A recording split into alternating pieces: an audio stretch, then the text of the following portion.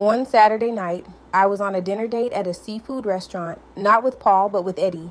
He was unusually quiet. Normally, Eddie was lively and talkative, especially when he saw me. "What's the matter?" I asked him.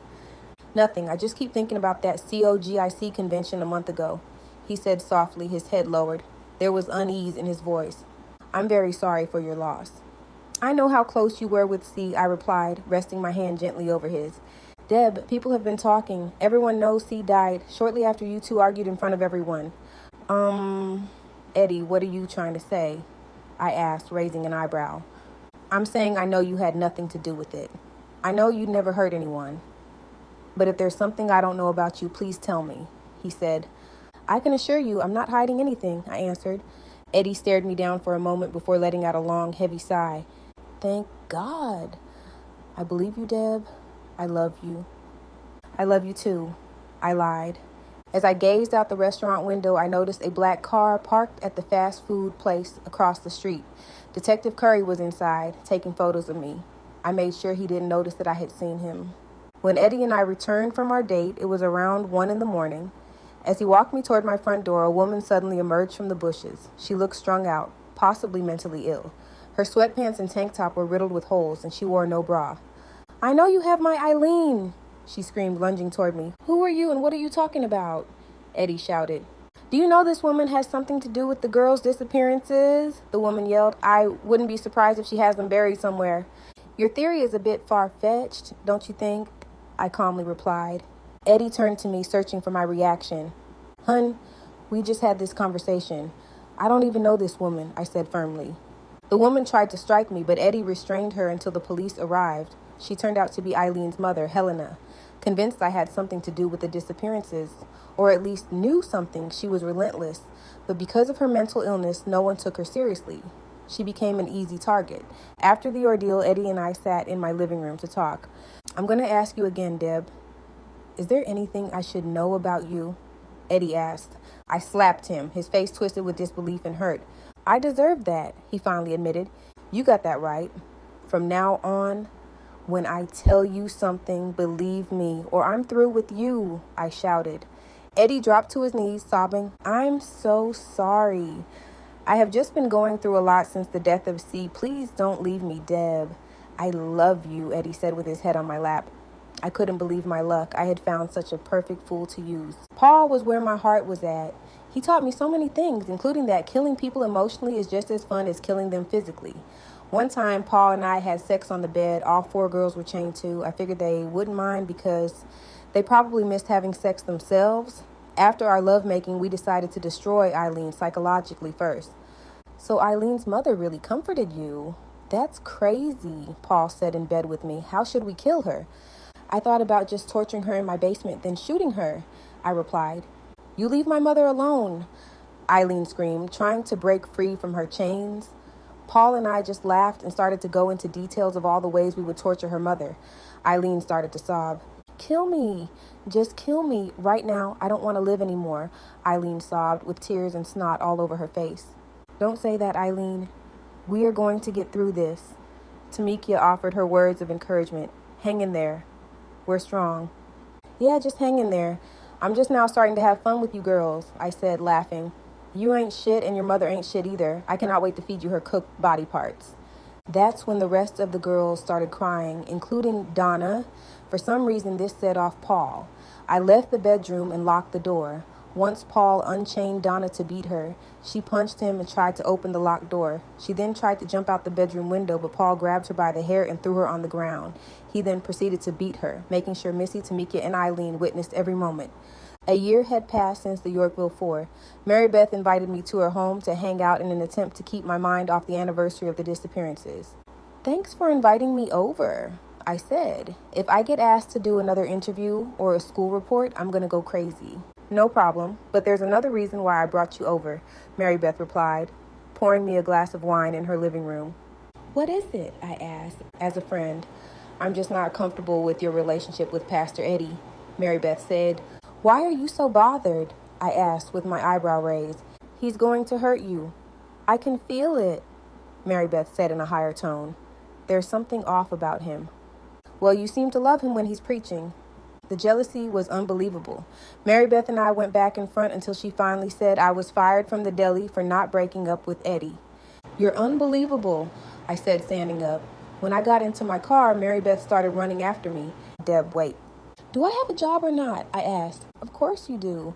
"I'm sorry, I just have a lot going on myself." I rolled my eyes and put the key into the ignition.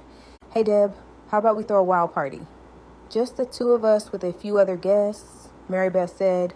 "What for?" "Well, we both need it."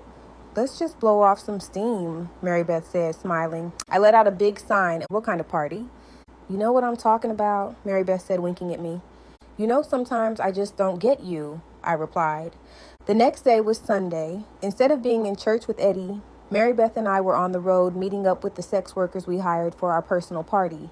Marybeth is perhaps the worst driver I ever encountered. "Don't worry, Deb. I only been in around 5 car accidents," Marybeth said, driving. Multiple cars, including a semi-truck, kept honking their horns at us due to Marybeth's crazy driving. "Learn to drive, you crazy bitch," one man yelled while honking his horn. I was certain she was trying to kill me, but I don't know if it was the alcohol in my system, but I actually enjoyed that car ride. It took us an hour to arrive at the cabin where Marybeth surprised me with male prostitutes. When I opened the door, there were at least 20 men wearing nothing but bow ties, all greeting and waving at me. All of them were at least 6 inches. That night was boisterous. Marybeth was giving hand jobs in the kitchen and watching the men dancing on a pole while I was in the living room dancing wild with the men. Suddenly there was a bang on the door. It was a police officer. Marybeth opened the door. "Sorry to disturb you, ma'am, but I was driving around the area and noticed all the loud commotion. I just stopped by to tell you to tune it down a bit," the officer told Marybeth. The officer immediately stared at one of the naked prostitutes, the freckle-faced, red-haired one. He had a history with the police, and the officer knew exactly what was going on. "Ma'am, place your hands behind your back," the officer told Marybeth, pulling out his cuffs. Marybeth punched him to the ground. I was flabbergasted, but I didn't have the time to register it because Marybeth was screaming at me to run. Marybeth and I drove off with me barely getting the chance to close the front door. Like before, Marybeth was going 100 plus miles per hour. And like before, I didn't have any fear. Probably due to intoxication. It started off with one police car to a full-blown police chase on the expressway, but Marybeth was unfazed. "Marybeth, maybe we should just stop and surrender," I said. "Can you calm the fuck down for once in your life?" Marybeth yelled. The more police cars we saw, the faster she drove. Marybeth had a ton of energy for a middle-aged person. I'll say our drive lasted for 10 minutes until we crashed. The impact was so strong, Marybeth and I both flew out the window and we ended up rolling down a nearby lake. I don't remember too much after our adventure. All I remember was Marybeth and I were in the same hospital room at a nearby hospital. "How are you feeling, hun?" Marybeth asked me, holding my hand. I opened my eyes.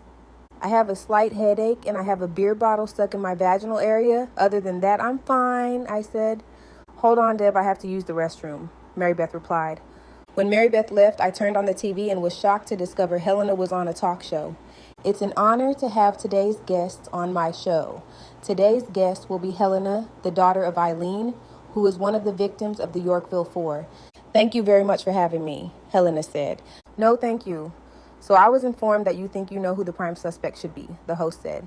"I don't think I know," Helena yelled. "She is the woman everyone is giving sympathy to. Her name is Debelah." The entire crowd gasped. "Helena, why on earth would you suspect Debelah to be behind her own sister's disappearance?" the host asked. "That woman is evil." "I know a devil when I see one. I know what I'm talking about because I took my Prozac today," Helena yelled. "Debelah, you son of a bitch, I'm coming after you." "Hey, Deb, what are you watching?" Marybeth said, coming back into the room. I quickly turned off the TV. "Nothing," I responded. "That's good because, I brought some company," Marybeth said, smiling.